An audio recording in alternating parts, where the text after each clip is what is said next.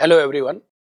So today I'll be talking to you regarding liver abscess, and I'll be covering all these subspecialties which are relevant to my talk. First of all, when we talk about liver abscess, we broadly classify into three categories. One is the pyogenic abscess. This is usually by the bacteria.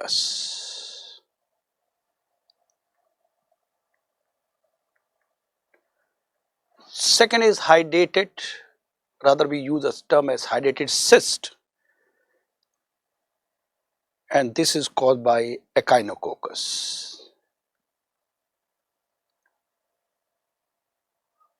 And the third is amoebic liver abscess caused by entamoeba.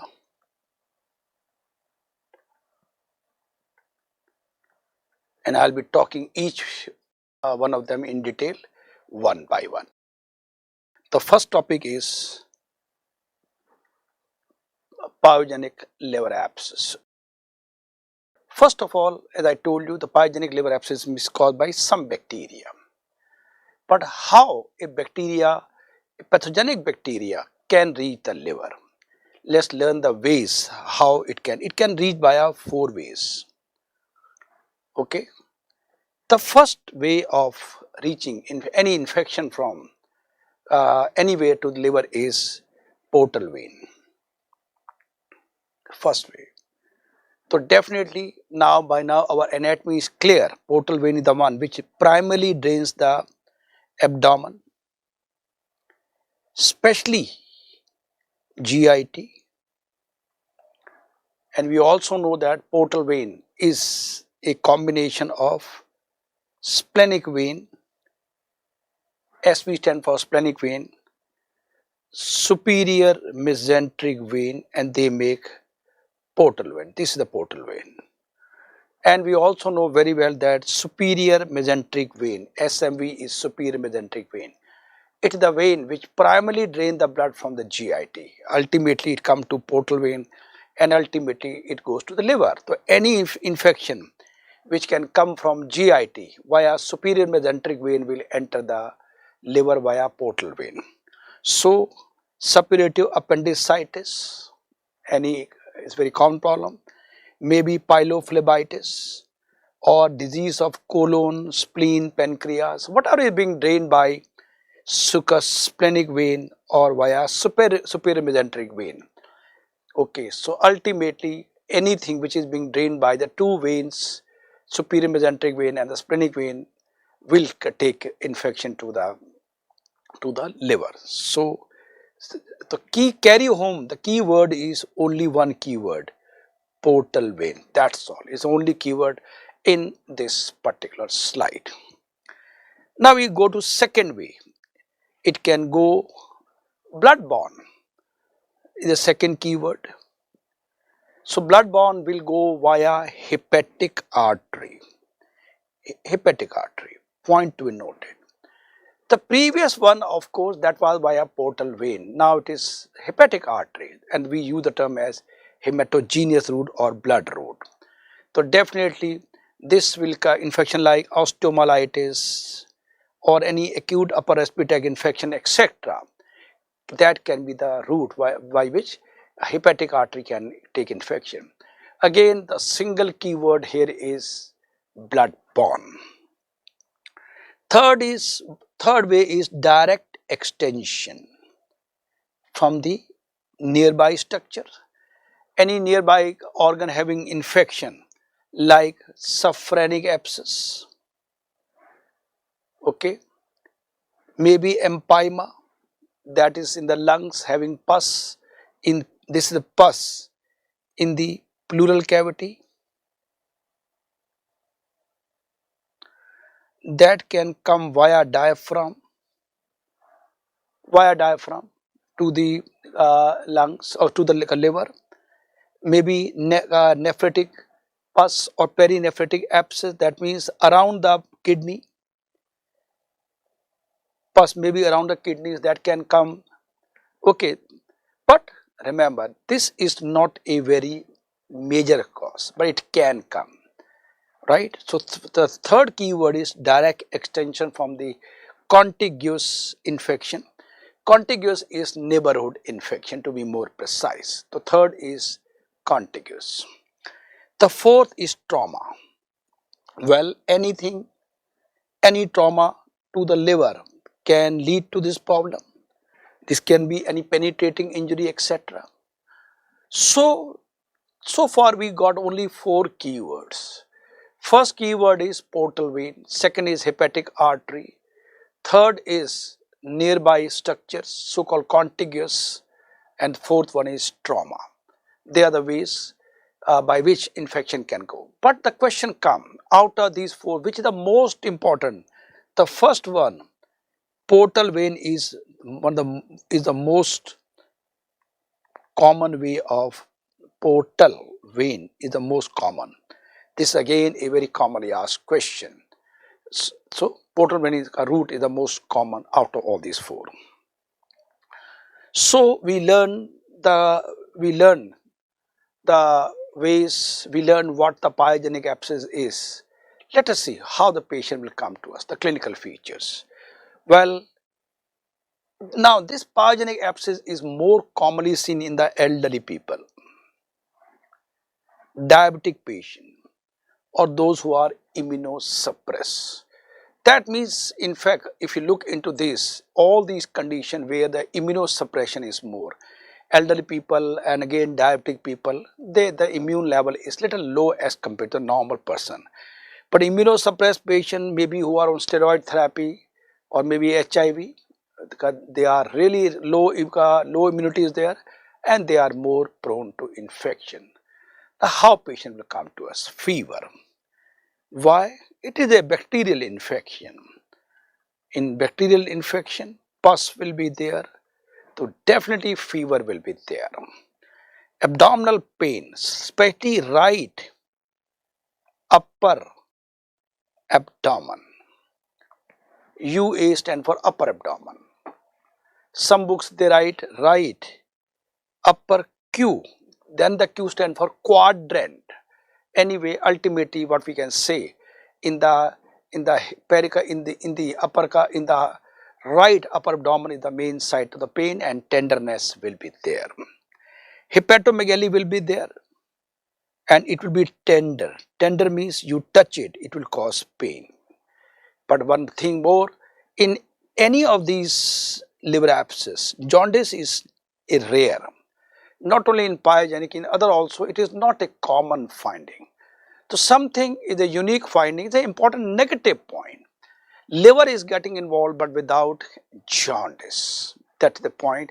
So far we have seen whatever condition we have studied in the liver disease, by and large jaundice was there. Okay, but here jaundice is not a feature. The patient is mainly coming with the pain, fever. Now I discuss, it's a pyogenic. Let us see what are the bacteria which are most commonly to cause this. E. coli, Klebsiella. These two are the most important, so these are the 2 most important, right? That you don't have to forget. And no need to say these are the bacteria which are there in the GIT.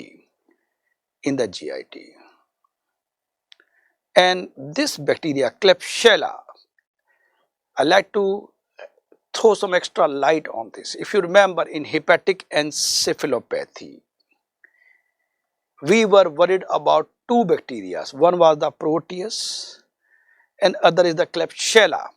Why we were especially concerned? Because these 2 bacteria, they were the one which contain urease. And these are the one which were producing ammonia. Okay, so same bacteria, E. coli, Klebsiella and Proteus, these are the one which can lead to pyogenic abscess also. Again, what I want to emphasize that these are the common and they are all GIT source. They will all go via portal vein. So now you understood why I made a statement that portal vein is the most common route by which infection can go to the liver. Well, other bacteria are enterobacter, mixed growth are very common. There can be more than one type of bacteria. And in the opportunistic it is Staphylococcus. Point to be noted, it is not a direct, it is a just opportunistic type of infection is there. Well, in addition to that, even Candida infection can occur, TB and actinomycete. Of course, Candida is a fungus, but just to add on to the list that these can also be, they can also make liver abscess, but they are uncommon. Okay, and these are especially seen in those who are immunocompromised and those who have blood malignancies. So typically Candida infection and actinomycete and TB, in some special situation they can occur.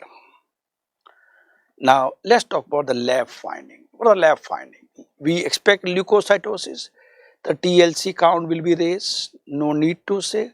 Any pyogenic infection, usually they have a raised TLC. Raised ESR, again a feature of any bacterial infection. And of course, in such cases, we always do chest X-ray also. The chest X-ray, it can reveal elevation of the right diaphragm. Why? Well, this is the diaphragm, normal. In these patients, the right diaphragm may be raised like this. You can see this right diaphragm, this left diaphragm, here right diaphragm, left diaphragm. Here in normal person, this is normal. But in case of abscess, this can be more than the height, so because the abscess is bulging and that's causing a diaphragm to bulge upward. So there can be elevation of the diaphragm, but it's not a very diagnostic, just a incidental finding which can be there. Well, in this the key word is at the most you can say leukocytosis and elevation of the right diaphragm is the finding. But of course, most important, and if you are thinking about abscess, ultrasound is the investigation of choice. Investigation of choice, rather first investigation of choice. Any abscess, okay, if you are suspecting clinically, the first thing you get is ultrasound. So now you have done ultrasound, ultrasound will show amoebic liver abscess also. What finding will be there in ultrasound by which you can think perhaps I am dealing with pyogenic, that is multiloculated cystic mass. In pyogenic, it is usually multiloculated. This is a very important point. In contrast, when soon we will talk about amoebic liver abscess, they are usually uniloculated. Okay, so here we are getting multiloculated, so you can see multiloculated pus is there, that goes more in favor of pyogenic.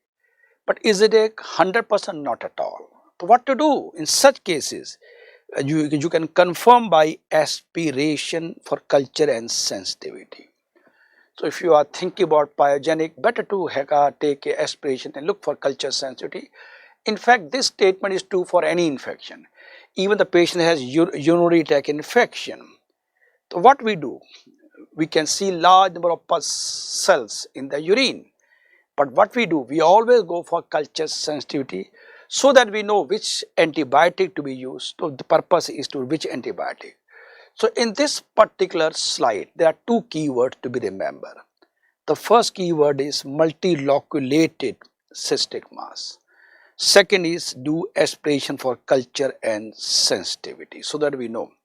So far only two keywords in this. Well, later on if needed, we can go for CT or MRI. It's not a compulsory thing. Okay, if you have a doubt in eliciting the pyogenic abscess, then you can think about CT MRI, but ultrasound is the must. And additional finding that CT scan we can get is intrahepatic defects. Okay, but CT finding are classically seen in candidiasis, where we get bull's eyes appearance.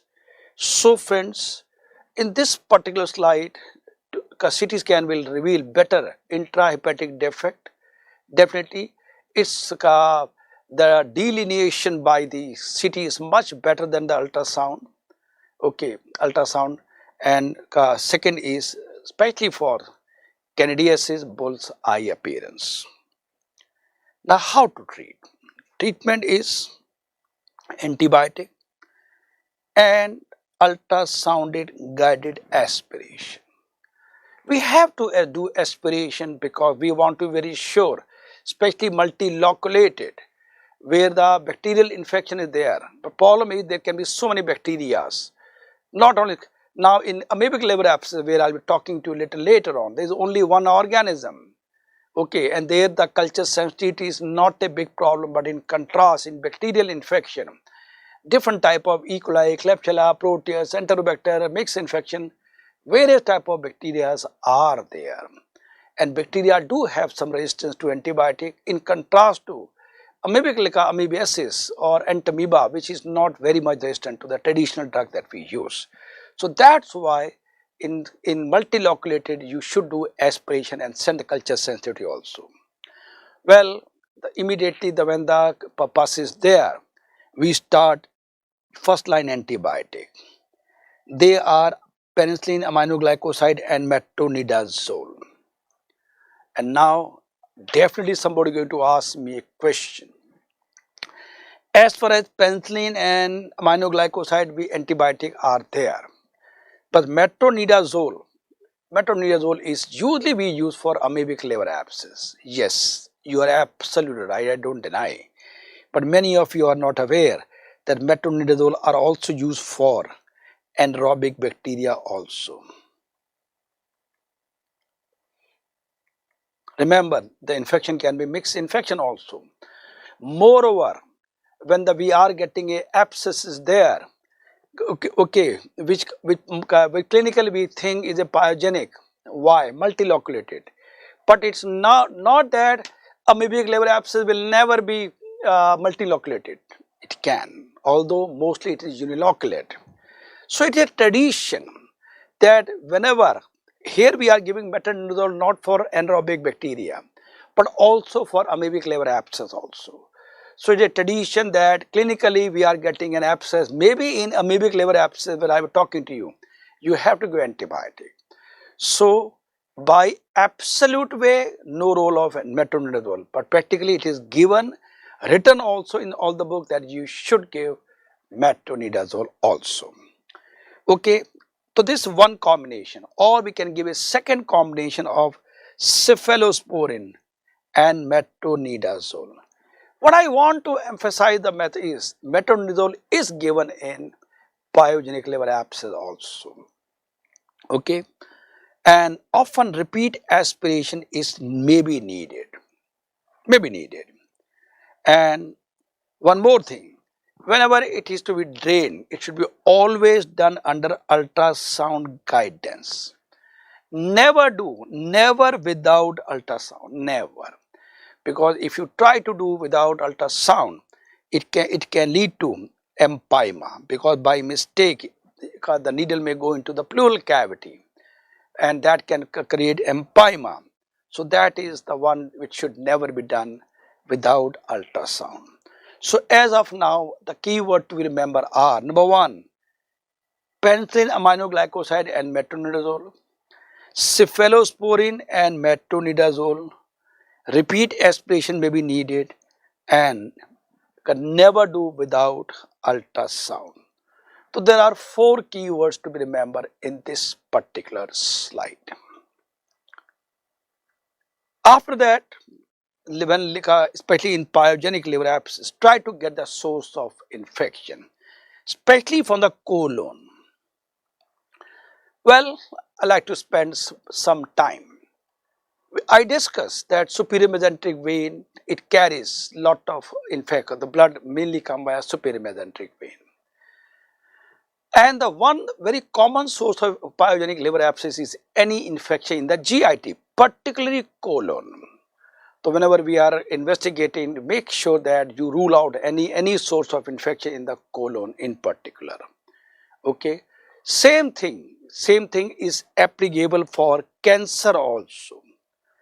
In whenever we talk about hepatocellular cancer, secondaries in the liver.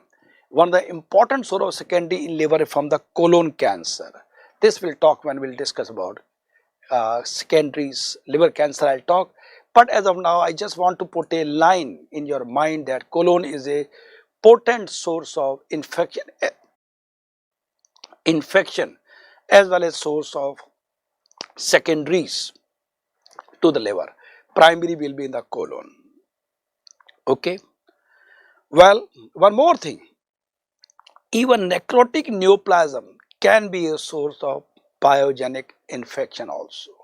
So now you can get it, the importance that not only infection but even colonic cancer can also give rise to pyogenic abscess.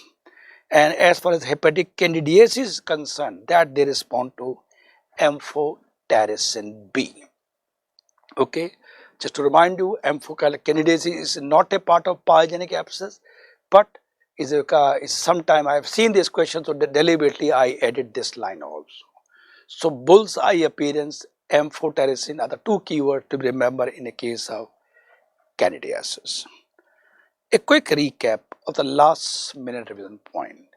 The infection can go via portal vein, hepatic artery, direct extension and trauma. These are the four ways by which infection can go to the liver. Patient come with the fever or abdominal pain. The clinical features.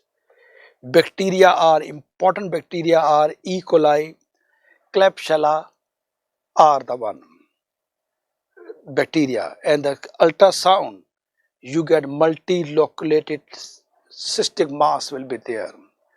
Confirmed by aspiration and culture sensitivity.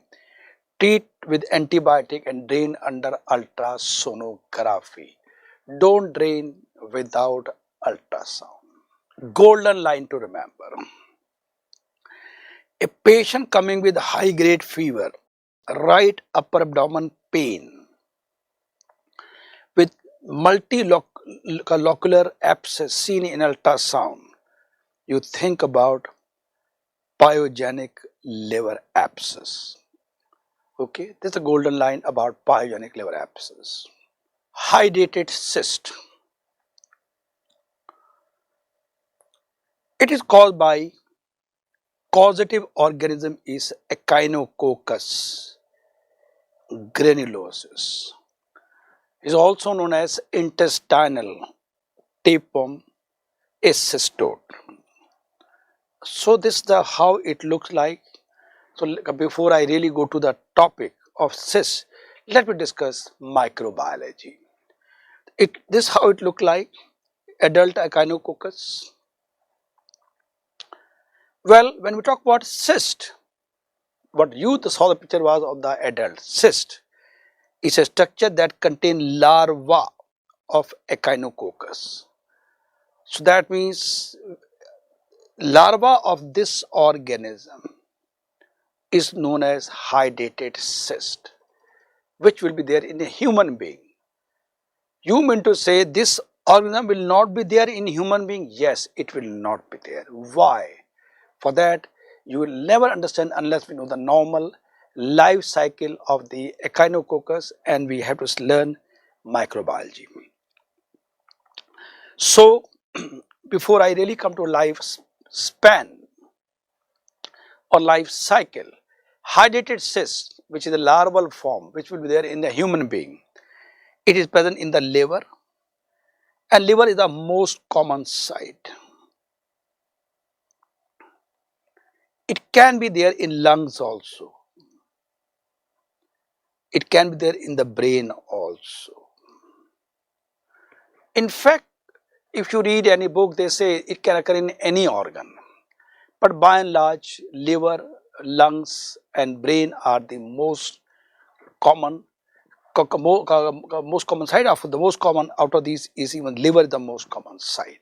That's why traditionally it is read and taught as a hepatic hydatid cyst. Okay. Now the cyst, which is the larval form, it has three layers. and the outermost layer is made from the host. This is a very important question. Middle one is so-called laminated layer and the innermost is the germinal layer, right? So let me show you beautiful picture. Here is this larva, so-called hydatid cyst.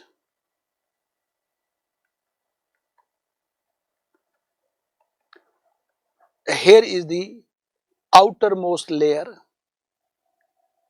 This comes from the host. It is nothing but connective tissues.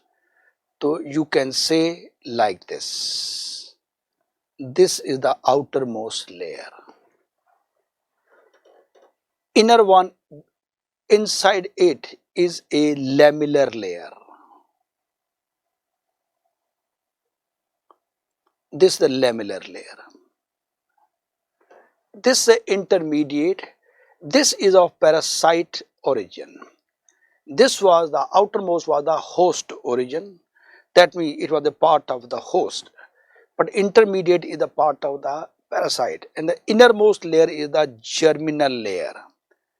Germinal layer is the innermost layer and that is innermost again come from the parasite. So now I can draw a innermost layer also. This is germinal layer.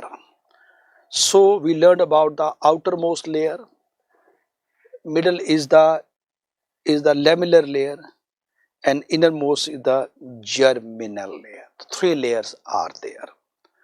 So now you can see the diagram. Well, look into the germinal layer. It is this which is making daughter cyst. Look, the daughter cysts are being made. This is the germinal layer coming and germinal layer is coming and that is giving rise to the daughter cyst. Okay.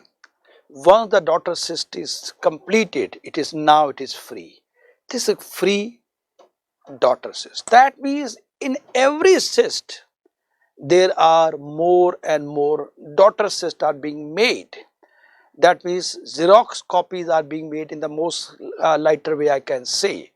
So that means one cyst has now, imagine in this particular diagram only one is fully ready. They are under construction, under manufacturing. And again in lighter way I can say. So this 1, 2, 3, 4, 5 cysts, daughter cysts are there or will be there, right? And that is being made by the innermost layer, so-called germinal layer is being said. Done it? I can show you one more beautiful picture. This is the host, outermost is the host origin, and after that is the middle layer, that is parasitic origin, and the innermost layer is the germinal layer which is giving rise to the daughter cyst are there. So I hope things are very clear. So hydatid cysts are present, as I told you, in the brain, in the lungs and in the liver, the most common site. Now what is the infective agent? Infective agent is eggs of Echinococcus granulosus and portal of entry is GIT. This is for the human being. What I want to make you know that in human being, this will enter the body, eggs of the Echinococcus will enter and ultimately they enter the body via alimentary canal. So there are two keywords, one is the eggs and second is the alimentary canal. Point to be noted, hydatid cyst is a larval form. What I want to say that infection occurs via eggs, larvae are not infective agent.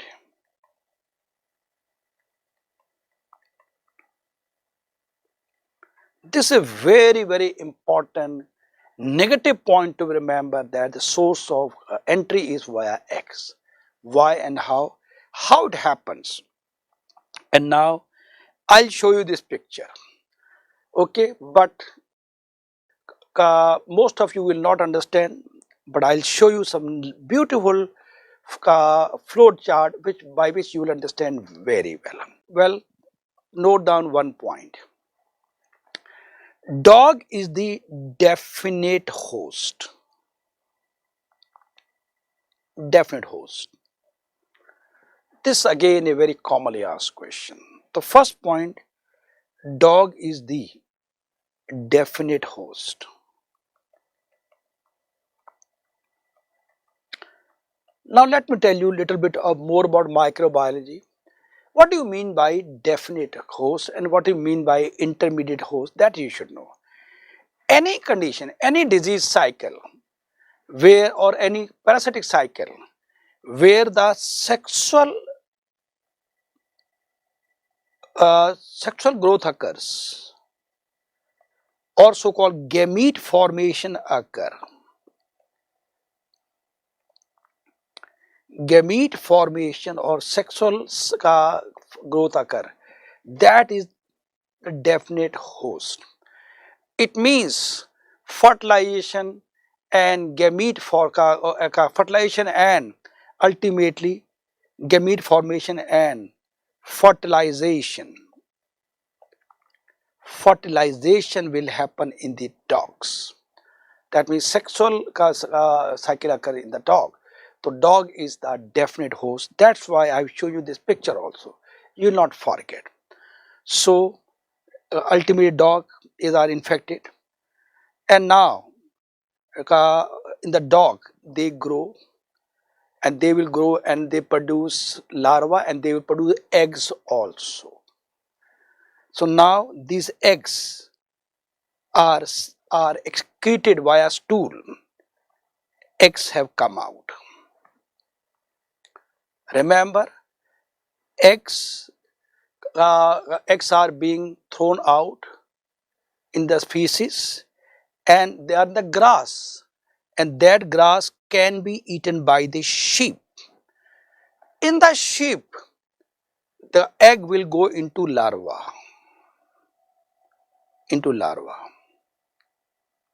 right? And ultimately, in the larva, they will have this cyst will be made, definitely. Well, now this sheep dies, and his liver is eaten by the dog. So eggs, and they go the egg in the grass, that is eaten by the sheep. When the sheep dies, its liver is eaten by the dog. And dog, in the dog, that means now the dog will be getting larva.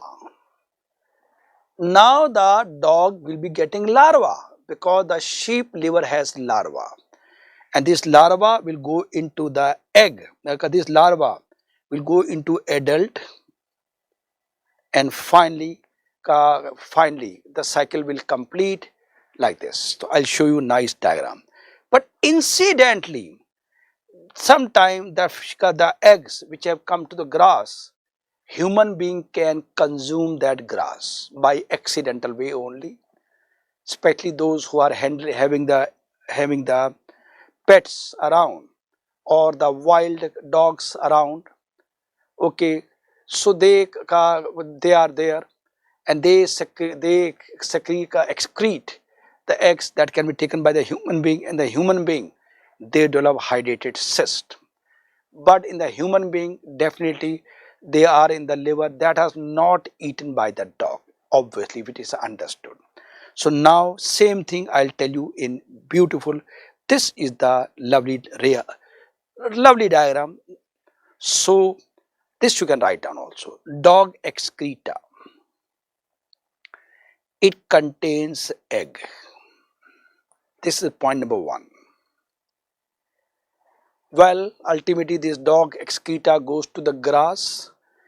It will go to grass. Grass contain egg, definitely. And that is, this grass is eaten by the sheep.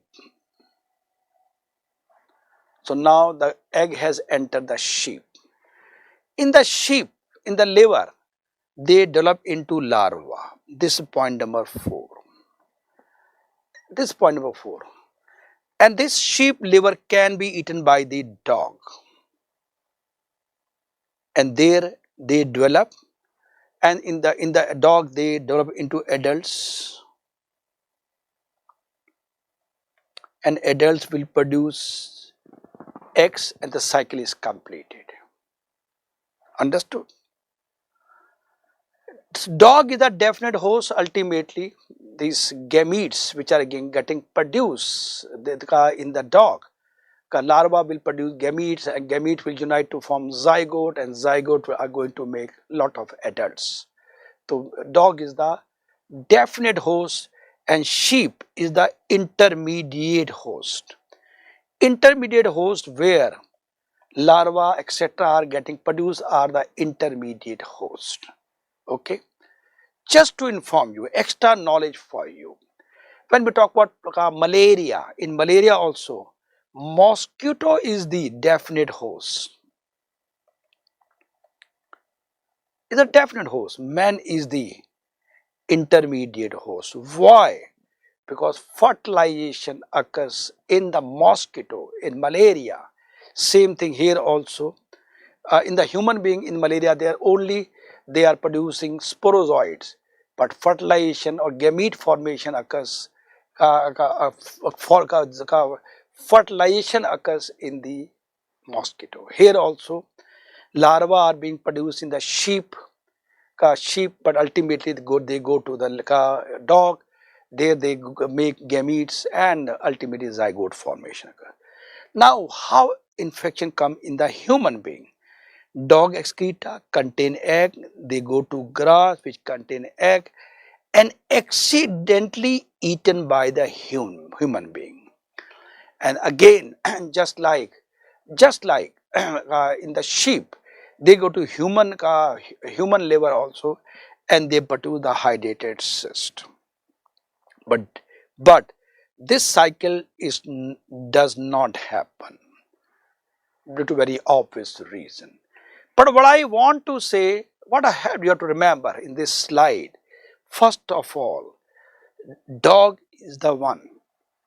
It means whenever the question will come to you in the exam, they may mention about the dog. Okay, dog. And it is the egg which enters, and it is via GIT route. GIT route. The point what I already asked you to, but now things are clear to you. The 3 keywords are dog, eggs and the elementary route. They are the 3 keywords to remember in the entire life cycle of the entamoeba, which is relevant to our exam. But remember, sheep is the intermediate host. Human being, a larva will be there, but definitely cycle doesn't go beyond the human being. So we learned about the life cycle, but I told to you the way, same, exactly written, same thing. Now the last thing, once they enter the human being, they come to the liver, they stay and they make a cyst, and in the chronic cases, some of the cysts may calcified also. Rest all 8 points which are written here are the point I discussed to you, life cycle. But only extra point, chronic cyst may get calcified. So we learned the life cycle. Lovely, we got a beautiful flow chart. So let's see how patient come to us. Patient may be asymptomatic. They are just diagnosed incidentally on ultrasound. But otherwise, painful abdominal mass. This is the most commonly asked question. It is painful abdominal mass. Of course, in the liver, beyond doubt. It can be single or multiple. Again, point to be noted, in pyogenic abscess it was multiple. Here also it can be single or multiple. And I told you earlier, amoebic liver abscess are usually single. Okay, so we got some point of differentiation.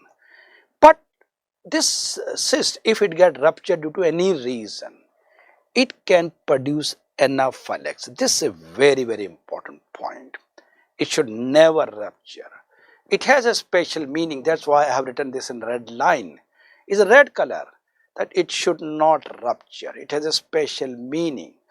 Now, even in a time, sometime in such a certain situation, surgical removal is done. So when they remove surgical, they want to remove, they remove it is a en bloc.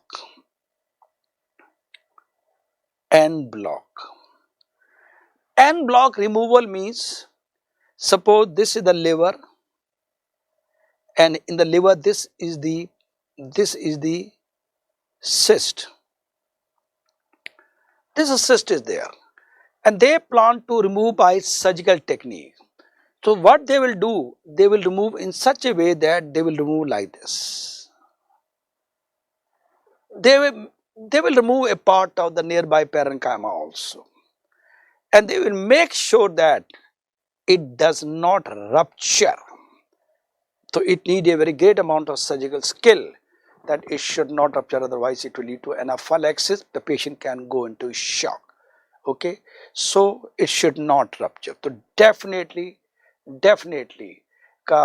have to be very extra care about everything. Now, at times cyst can rupture automatically also. When the cyst size grows, how it can grow? Remember, it can be asymptomatic also. There is no symptom. The cyst will grow and it can rupture from where? It can rupture from diaphragm and produce empyema. That means it has gone to the lungs. Pleural cavity, to be more precise. It can go to pleural cavity. It can rupture into the biliary tract, and that's why if they enter into the biliary tract, they can produce obstructive jaundice. Remember, normally jaundice is not a feature of any of the abscess, maybe pyogenic, maybe amoebic, or maybe Hydatid. I said not a very common finding, but I never said it will never happen. I never said it. But it's not a predominant finding, just like in hepatitis, where jaundice is the predominant or main finding. And it may even rupture into stomach also. So either way, it can rupture maybe into the bile duct, maybe empyema, or maybe into stomach. How to investigate? Other than routine investigation, I am saying eosinophilia. It is limited, something unique. Normally in all intestinal infection like helminthians and cystodes, eosinophilia is a finding, but here it is not. Less than 15% cases, and majority of time it is absent. That means eosinophilia is not a finding, important, not a finding, or not a important feature to be remembered like this. X-ray may show calcification of the cyst wall. I mentioned to you in chronic cases, cyst wall may get calcified. But the key word to remember here is eosinophilia is absent. It's not an important finding. Only one key word to remember. Serology, okay, is one of the, okay. Now, here we use serology to diagnose. Okay, serology, what we use? Indirect heme agglutination tests, or we use ELISA. They are most widely used technique. So we have a immunological diagnosis. What we look for the antibody, echinococcus antibodies, which are IgG. They are all chronic infections are there. So friends, just to inform you, the key word to remember are indirect heme agglutination tests, we use ELISA, and this we detect IgG antibodies. The entire slide is squeezed into this small box. This the keyword, the only keyword to remember is this. That's all. So serology is that diagnostic investigation in this case. We do CT scan also. It really help in diagnosis. Classically in this case, water lily sign. Somehow it is the favorite question of the examiner all over the world. Friends, whenever you will get a question like this, and they will say they did CT scan was done and they found a flower like appearance, or if the examiner is too kind for you, he may even write water lily sign. If you get water lily sign, 99.9% you are dealing with Hydatid cyst. It's a lottery. So this the water lily looks like, and same thing here also you can see something water lily type of appearance is there, right? The water lily appearance is there, is lottery for you. Okay, so water lily sign in CT scan, you get multiloculated cysts. Why multiloculated? Their daughter cyst will be there inside, so that's why I give a multiloculated. What complication? Rupture can happen. I mentioned to you, rupture can occur in the pleural cavity, empyema, it can go to biliary tract, or it may be stomach. Secondary infection in the cyst may occur. It's there long standing, some bacteria may enter, can second infection. And there can be communication with the intrahepatic bile tea, especially if it ruptures into the biliary tract. Okay. Treatment: as soon as you diagnose by water lily sign or by the serology, you start albendazole or mebendazole. It is immediately you have to start. We don't have to wait for this thing. Now we have a definite therapy is there. We have given albendazole or mebendazole, you go for PIRE. This PIRE is, again, if you are getting the word PIRE, okay, okay, then that means you are pair. If you are getting pair, then you are dealing with Hydatid cyst. What is this? Puncture, P for puncture, A for aspiration, I for injection, and re-aspiration. This is pair therapy for the Hydatid cyst. What is this? Let's look into this. So we diagnose a case of Hydatid cyst. So we do PAIR under ultrasonography. We take a needle. It should be done under ultrasonography. Very, very important. It should never be done on blindly. So ultrasonography, radiological intervention is mandatory. You put a needle like this. Then you aspirate.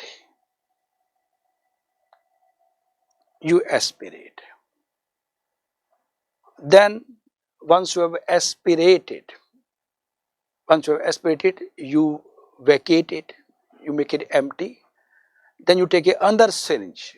The moment you take it out, pus is there. That needle contains a lot of pus. Your assistant has kept a ready other syringe. Other syringe contain scolicidal agent.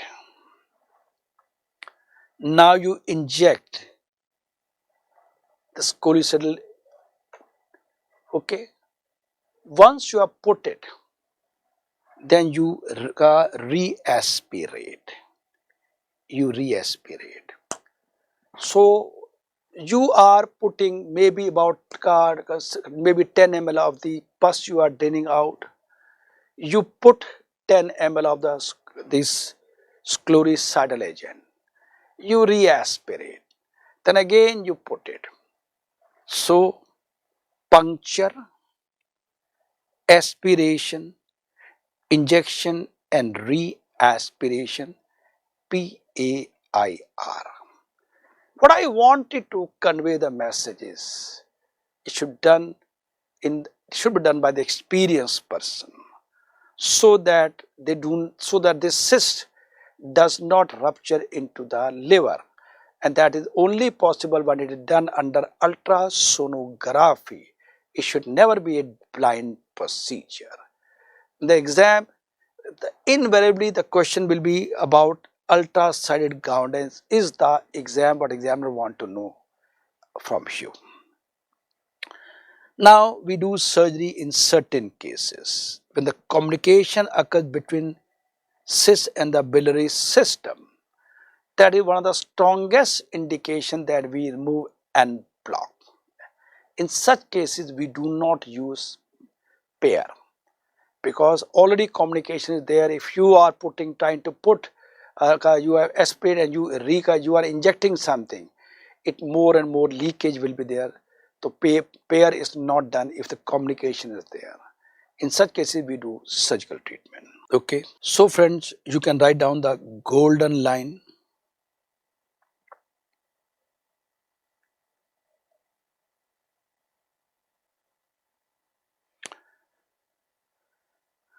Pain, upper abdomen right, upper abdomen, fever, water lily sign,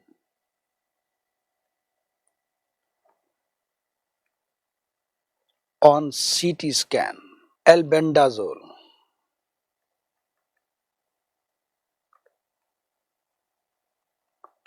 pair.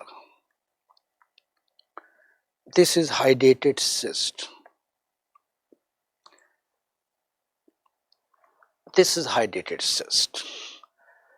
And if you want to add hydatid cyst in dog handlers.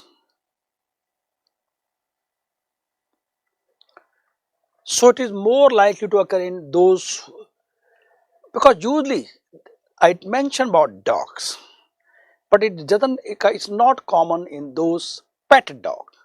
We presume that pet dog, they are taken care well by the owner. So wild dog which are around in the jungles or anywhere in the streets, and that are taken care by the dog handlers, so-called veterinary people are more likely to deal with such people. So those are the one. So that's why whenever a patient of hydatid cyst come to you, you have to ask a question: are you dealing with the dogs or any dog contact? That is the strong point. So this gives a summary, lovely summary, is golden line to remember is like this thing. The next topic is amoebic liver abscess. So again, caused by Entamoeba histolytica.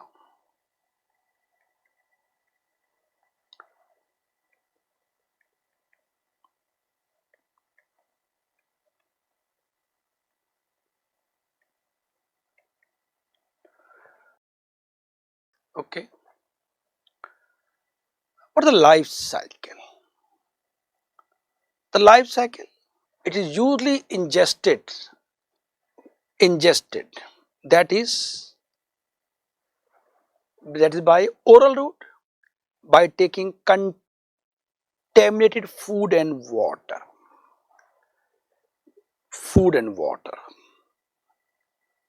Okay, but it is by the cyst,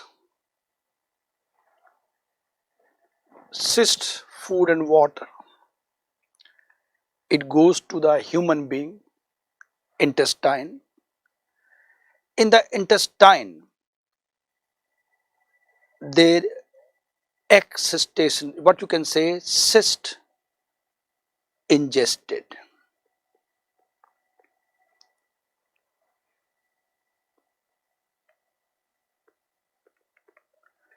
These cysts, when they enter the human being, they make trophozoite.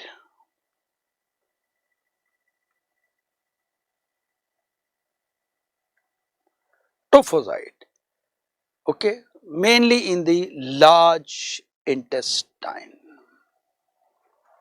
Trophozoites are made. And finally, these trophozoites, they may invade the mucosa. These trophozoites, they invade GIT mucosa, and now they will reach the liver. They reach the liver. Point to be noted, they are going the large intestine. The large intestine also very commonly asked question. What is the most, in fact, the abscess may form in the GI, large intestine, especially in the cecal area, paracecal areas or cecum, paracecal area, or you can say cecum, classically, or what we can say right lower abdomen. Again, so in the GIT, the most common site is the right lower abdomen. In the cecum, otherwise in the body invasion, it can go to the liver. Okay, they can go to the liver. To be understood. So this was a cycle ingested by cyst trophozoite, right, sir? So invasion occurs via the blood. In the blood, they can go to the liver, brain, and the lungs, right? Well, some of the trophozoite. So trophozoite are in the intestine and they have done the invasion. But some of the trophozoite may make cyst.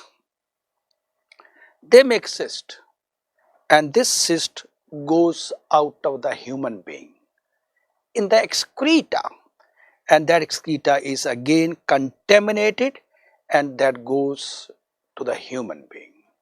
So the most easy way to remember, cyst ingested, trophozoite, it can invade, plus this trophozoite can even in the local, they can create diarrhea also, dysentery to be more precise. So locally they can cause dysentery in the intestine, or they may cause invasion, and invasion can make pus or abscess in the liver, lungs, and other places also. And the third is they make cyst also. Some of the trophozoite are going to make cysts, and cysts are excreted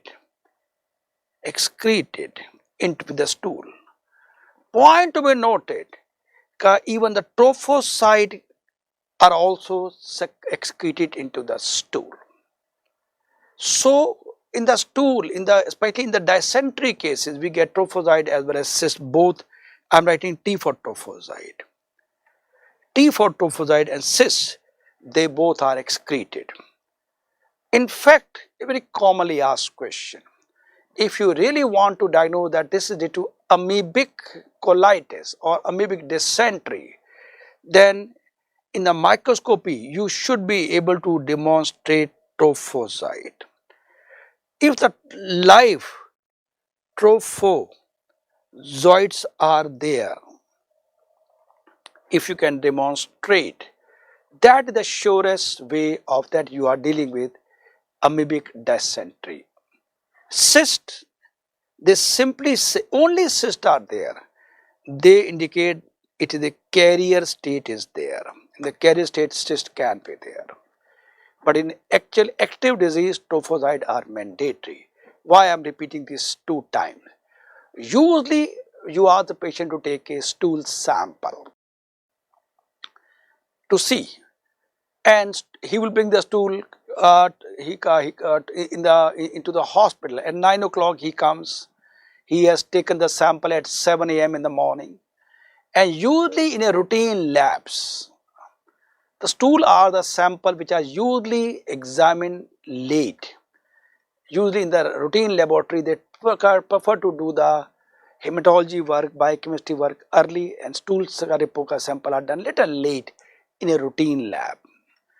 By the time this trophozoite they die, stool sample was taken in the morning at 7 o'clock, examined at 2 o'clock, and they are usually kept at one corner of the lab, and that's why they die. That's why majority of time the report what you get is negative. That is a false negative report, because trophozoite were there, but the technician never examined on time, and or he's not that trained enough to pick up the trophozoite. The false negative is very high in such cases. So we learned this. We learned that there can be trophozoite as well as cyst in the stool, and it is the trophozoite which is really active. Carrier have cyst, and trophozoite they do the invasion, and they are the one which are going via portal vein into the liver, causing liver abscess. So now I'll talk about liver abscess. They are caused by entamoeba, point discus, and these abscesses, they are usually large, single, and located in the right lobe. This is the golden line to remember. They are large, single, in the right lobe. This is the golden line to remember, right? So keyword is also large, single, and the right lobe of the liver. Life cycle I discuss, no need to repeat again. The clinical features, again pain and fever. It means the presentation of pyogenic abscess and liver abscess is almost same, right? Most common symptoms same. Point to be noted, even in the hydatid cyst, patient presented with pain, but fever was not a major problem in hydatid cyst. And in this case, you investigate, and again no need to say jaundice is uncommon in amoebic liver abscess also. So now in this case, investigate same ESR, TLC. Remember this happened in pyogenic abscess also. So it's not going to give a clue to us. Serology is important. Point to be noted that its presentation is same as pyogenic. Fever, raise ESR, TLC count high. But in case of pyogenic, we went for the culture sensitivity. But here we are going for serology, point to be noted, especially for invasive amoebiasis, because serology is most sensitive and the most specific. Somebody is going to ask me a question, sir, what about stool examination? In invasive type of amoebic liver abscess, stool sample may be negative. It's not necessary that patient will have amoebic colitis also. It's not, it may or may not be there. So stool examination is not a diagnostic criteria. It can add on to the diagnosis, but not a diagnostic reason that we are dealing with amoebic liver abscess. Serology is the answer. So in the ultrasound, first of all, chest X-ray routine, and any abscess in will lead to raised diaphragm. I mentioned in pyogenic. Look into this now. This is the left-sided diaphragm, and this is the right-sided diaphragm. Look, beautiful picture. Yeah, it's much visible. You can see the diaphragm level. It is much higher in this case. To raise right side diaphragm may indicate that we are dealing with some abscesses there. Okay. Then we go for ultrasound. Usually single abscess is there, and in this and CT scan we get an abscess like this. But by and large, we aspirate. In aspiration, you get classically anchovy sauce appearance. You see this, you will never forget. In fact, with the experience, the treating physician, the moment they see the pus, they are, this is amoebic liver abscess. Start anti-amoebic therapy. Of course, injection metronidazole, but don't forget, by tradition, antibiotics are always given. Moreover, we have done the invasive procedure. We have put a needle also. Although every treating physician will have the best of the antiseptic technique, but whenever we do any invasive procedure, is a tradition that we give a antibiotic coverage. Here also we have a double reason to give antibiotic coverage, but anchovy sauce is there. Now, one question, especially for those from the subcontinent, maybe India, Bangladesh, Pakistan, Nepal, Sri Lanka, etc. Well, all my undergraduate friends, this question for you. Okay, and of course for those who are aspiring for the post graduation, for you also. It's very commonly a viva question. Amoebic liver abscess, and examiner will ask you what's the color of the pus. Everybody, almost 100% will say it is anchovy sauce. Yes. After that, examiner is going to ask you, tell me anything which we use in your day-to-day life. Day-to-day life, especially in the kitchen, what substance it look like. And here most of us got stuck. Remember, he is asking student to a student of the Indian subcontinent. We have no answer. So, and this is not being answered by 99%. What examiner want the answer from you is the color of coffee color is usually said by, but coffee color is not like, coffee is a very dark color if I am not wrong. Okay, the answer is imli ki chutney.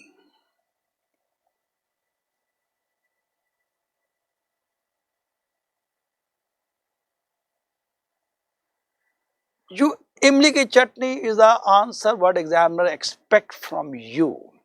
The moment you say this word, he will, by time he may be just resting on that chair, but the moment you say imli ki chutney, he will say, oh yes, that's the answer.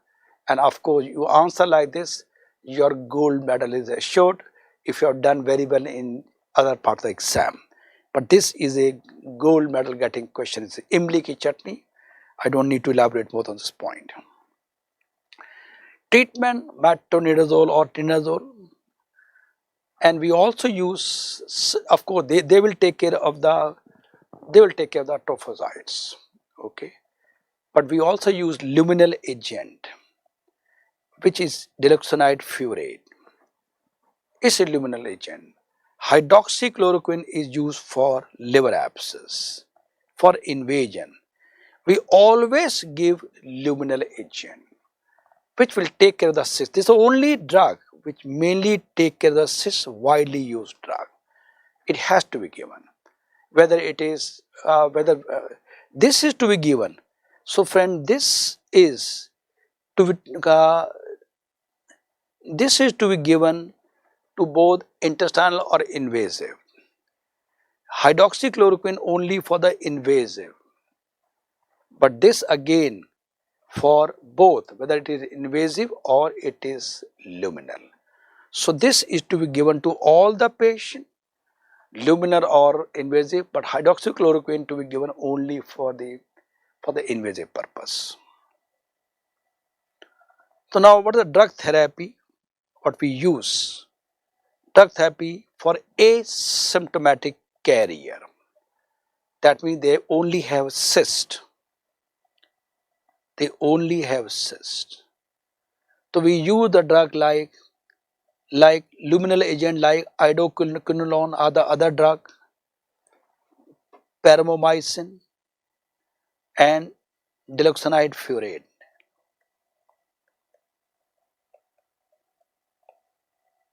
furet. Do you need to remember the dose? Not at all. Not at all. Just remember the luminal agent, idoquinol, paromomycin or diloxanide furet. But in actual practice, most widely used drug is diloxanide furet. Okay. How to remember? DIP. Diloxanide, idoquinolone and paromomycin. DIP is the mnemonic, luminal agent. Then acute colitis, metronidazole or tinidazole plus luminal agent. Why I am showing this slide to you? Point to be noted that metronidazole and tinidazole, they are active against trophocyte. They are not active against the cyst. That's why we don't give in asymptomatic carrier. Point to be noted. And the amoebic liver abscess, as I told you, we can use these drugs plus luminal agent also. Plus we can add hydroxychloroquine to this patient. In good olden days, imetin was used. It was parenteral drug, but nowadays it's not a very popular drug. So a quick recap of the LMRP. This is for hydatid cyst, echinococcus, liver the most common site, dog is the definite host, cyst have 3 layers, infective agent is X and portal of entry is alimentary canal. The clinical feature of hydatid cyst: painful abdominal mass, especially in the liver, single or multiple, rupture of the cyst can produce anaphylaxis. Eosinophilia as such is limited or may be absent. Serology, we use indirect heme agglutination tests or we use ELISA. We look for the IgG antibodies. CT scan will give you water lily sign.